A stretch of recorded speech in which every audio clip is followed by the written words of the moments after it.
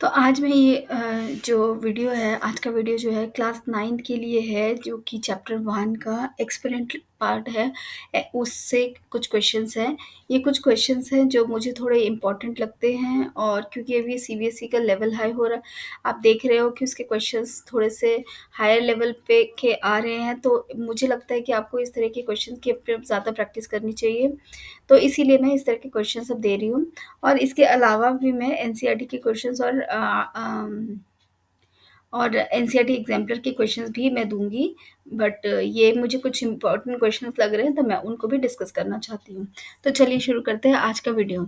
तो हमको इसको सिम्प्लीफाई करना है। तो मैं यहाँ एक्सपेक्ट कर रही हूँ कि आप लोगों को एक्सपोनेंट्स के लॉज़ याद हैं। हम उसी लॉज़ को यूज़ करके हम यहाँ पर ये क्वेश्चंस करेंगे। तो यहाँ पर सबसे पहले यहाँ पर हमें देखना है, ये जो यहाँ पर जो ये n+2 है, ठीक है? इन इन जगहों पर ये n+1 है, इन जगहों पर हमको ये वाली प्रॉपर्टी लगानी है। हमें पता है 8m + n is equal to a m into a n, ये हमें करना है, ठीक है? तो अब हम यहाँ पर इसको इसी तरह से स्प्लिट करेंगे। तो हम इसको लिख सकते हैं 7n into 7^2 -3 into 7n into 7^1 divided by 20 into 7n -2 into 7n। अब हमें देखना है, अब आप देखिए कि इसमें और इसमें क्या कॉमन है, और उसी के साथ ही इसमें और इसमें क्या कॉमन है। तो सबसे पहले तो सिंपलेस्ट वाले जो कोई पार्ट है ना, उनको आप कॉमन लीजिए। सबसे सिंपलेस्ट कौन सा है? 7n, और बाकी जो है ना उसको छोड़ दो। आप ले सकते हो, यहाँ पर 7 कॉमन है, आप वो भी ले सकते हो, बट मैं जो मेथड बता रही हूँ उसके हिसाब से मैं बता रही हूँ आपको। ये सिंपलेस्ट मेथड है, आप पहले इसको फॉलो करो, एक बार करके देखो। अगर फिर भी आपको लगता है कि आपका मेथड बेटर है आपके लिए, तो वो आप अपना मेथड यूज़ कर सकते हो। तो अभी के लिए मैं अपना मेथड बता रही हूँ।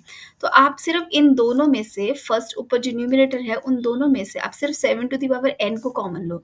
बाकी रह जाएगा 7² माइनस अंदर रह जाएगा 3 इंटू 7^1, ठीक है? और नीचे भी क्या रह जाएगा आपका 7n, और क्या रह गया अंदर 20 माइनस 2, ठीक है? तो अब यहाँ पर मैं इसीलिए बोल रही थी 7n को कॉमन लेने के लिए, क्योंकि ये कैंसिल आउट हो जाएगा। तो ये अगर ये कैंसिल आउट हो गए तो अब हमारा क्वेश्चन बहुत ईजी हो गया। ये हो गया हमारा 49 minus this is 7 3 is 21 divided by this is 20 minus 2 is 18। तो it will be equal to 28/8, और इसका सिंपलेस्ट फॉर्म क्या हो जाएगा हमारा 14 डिवाइडेड बाय 9। तो दिस इज अवर आंसर। तो इसीलिए मैं बोल रही थी कि आप इस प्रॉपर्टी को यूज़ कीजिए, और जो सबसे सिंपलेस्ट है पहले उसको आप कॉमन लीजिए, ठीक है? तो इससे आपका डायरेक्ट आंसर आ जाए। तो दिस इज योर आंसर।